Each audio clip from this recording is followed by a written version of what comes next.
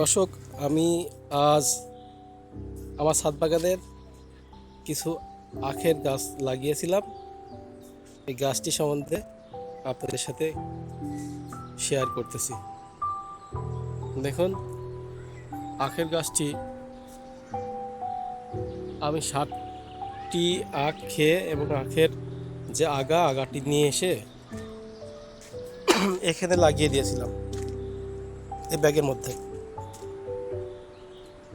তো এই 60টি আখের আগা থেকে অনেকগুলা কুশি ছাড়ে। এই কুশি থেকে দেখুন অনেকগুলা আখ হয়েছে।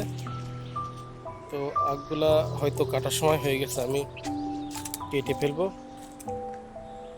কেটে ফেললে হয়তো আবার গোড়া থেকে কুশি ছাড়বে, কুশি থেকে আবার আখ হবে ইনশাল্লাহ।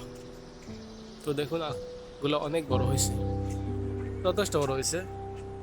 আমি হয়তো আগামী শুক্রবারে আখগুলো কেটে ফেলবো।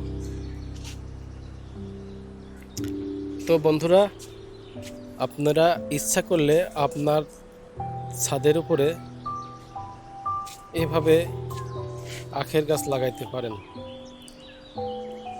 এটা আসলে কোনো যত্নর প্রয়োজন পড়ে না, জাস্ট একটু আমি পানি দিই। এটা মাটি এবং গোবর সারের মধ্যে লাগিয়ে রেখেছিলাম, অটোমেটিক এমনিতেই বড় হচ্ছে। কোনো স্প্রে বা পোকামাকড় নাশক কোনো কিছুই করা লাগে না, শুধু মাঝে মধ্যে পানি দেই। এতে ইনশাল্লাহ মাশাল্লাহ খুব ভালো হয়েছে। দেখুন, আশা করি এই আখগুলা খেতে খুব মিষ্টি হবে। তো দর্শক, আপনারা চাইলেই আপনার ছাদ বাগানে এভাবে আখ লাগাইতে পারেন। তো দর্শক, আজ এখানে বিদায় নিচ্ছি। সবাই ভালো থাকবেন।